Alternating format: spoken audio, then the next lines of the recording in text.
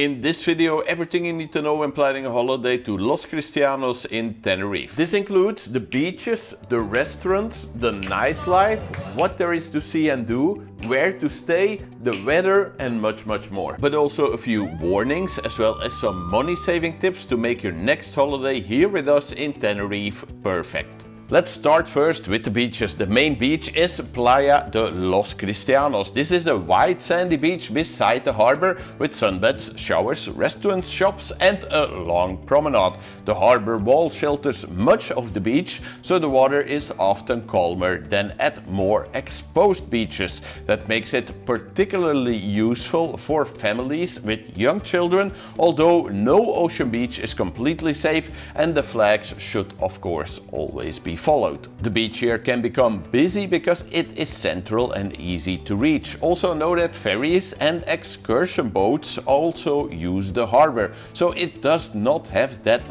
typical remote tropical appearance some visitors would expect. For a quieter option, walk towards the edge of the resort to the Playa de Los Cayaos, or also sometimes called the Playa Callao. This is a smaller, rockier beach that many visitors never discover. It is more suitable for snorkeling than for spending an entire day on soft sand. But do know that you should bring suitable footwear and enter the water only when the conditions are calm. In the opposite direction, you will also find the Playa de las Vistas. This is one of the best all-round beaches in the southern part of Tenerife. It is broad, sandy, accessible and connected to Playa de las Americas by the promenade. Playa de las Vistas is often the better choice when Playa de los Cristianos feels too busy or when you want more space. You can also continue walking to Playa del Cabezon from here and the other beaches of Playa de las Americas. One of the great advantages of Los Cristianos is this variety. You can choose a sheltered family beach, a quiet snorkeling spot, or a long beach day on Las Vistas without ever needing to walk far. But what about the restaurants here? Well, Los Cristianos has a pretty wide range of different types of restaurants. Along the promenade, many places focus on tourists and serve international food, seafood, pizza, steak, breakfast and familiar family menus. For a more authentic, traditional and more personal atmosphere, explore the streets around the church and the older town center. Also, as can be found in most holiday destinations in Tenerife, these places in the back street are often more budget-friendly as the seafront restaurants.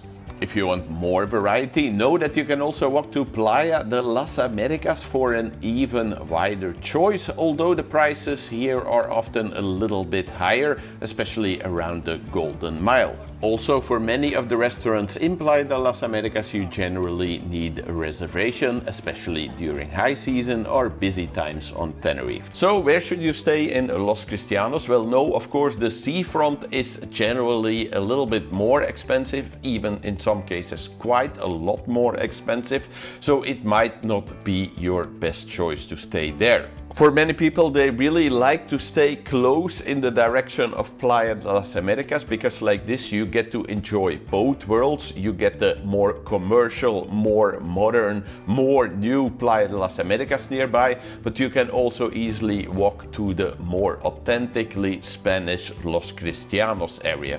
The old center, where the church and the little square is, there you have the more authentically Spanish atmosphere with a nice choice and variety of some cheaper, more budget-friendly restaurants. You can also stay more inland, but do know that Los Cristianos can be surprisingly large. It doesn't look like it on a map, but it can involve a lot of walking and it's also on quite a steep terrain in some areas. So especially for some groups, it might not be advisable to stay too far into the back of Los Cristianos unless you're doing an all-inclusive hotel there.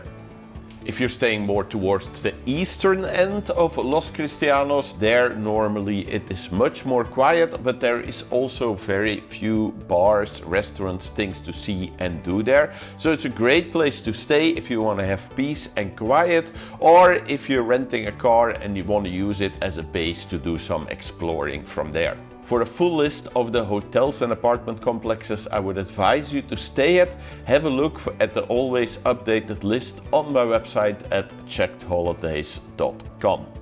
So how is the nightlife here? Well, the nightlife is lively enough for most tourists, but generally relaxed.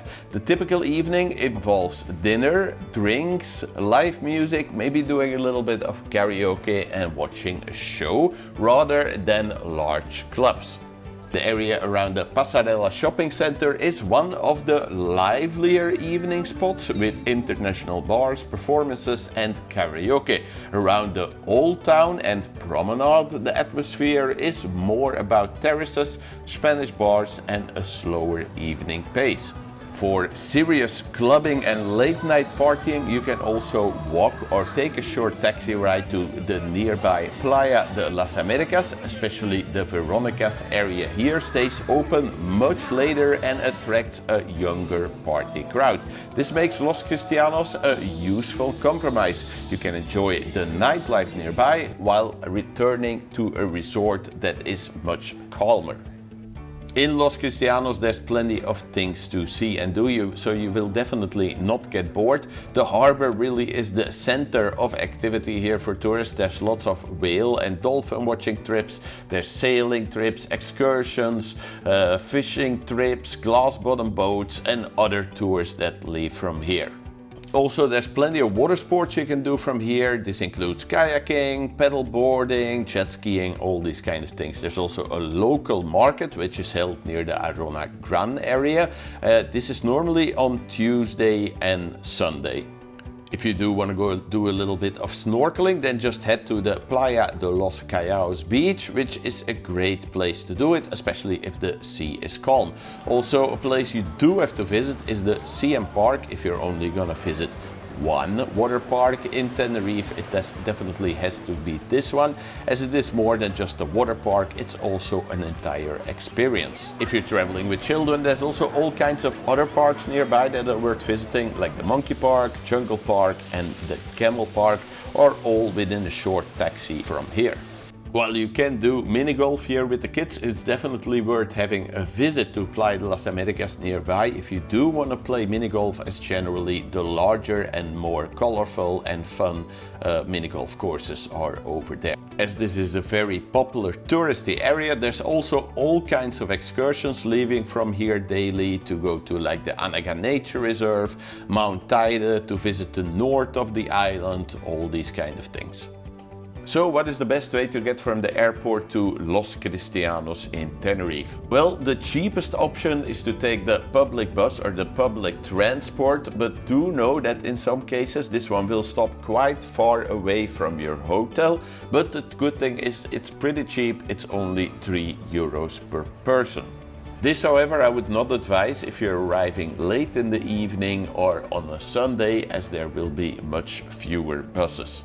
For a couple of euros more, in this case the price being €10, you can also take a shuttle bus. Do know you have to book this one before online, but they will take much better care of your luggage. They will drop you off at your actual hotel reception. If there is a flight delay, they will wait for you and you will have a guaranteed seat on the bus, even during peak season.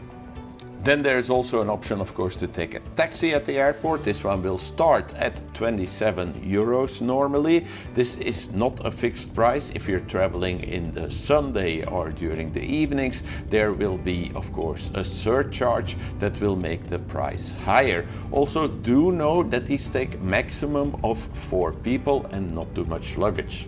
If you're traveling more than 4 people, if you're arriving on a Sunday or in the evenings and you have a lot of luggage with you, or you have small children that need child safety seats, in all those cases it is advised to book a taxi before online.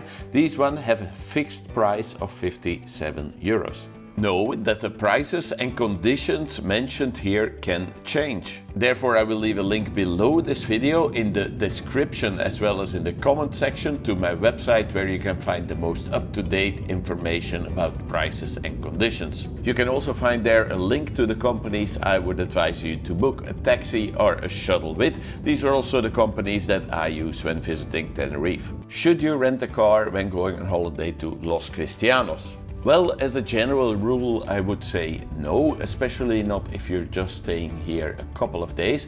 But if you're staying here longer than a week, it might definitely be worth considering. It could also be a good option if you just want to rent a car for like 2 or 3 days to explore some of the lesser seen north of Tenerife, where there's also lots to see and do. Especially if you know that renting a car in Tenerife generally only costs you about 25 euros a day and can even be cheaper outside of the high season.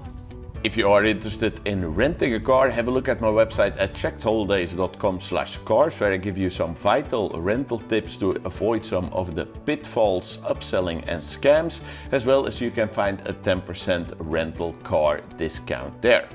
So when is the best time to go and what is the weather like? Well, Los Cristianos benefits from the same warm, dry climate as the rest of southern Tenerife and can therefore be visited all year round, expecting pretty good weather. Winter is especially popular for visitors escaping the colder European climate.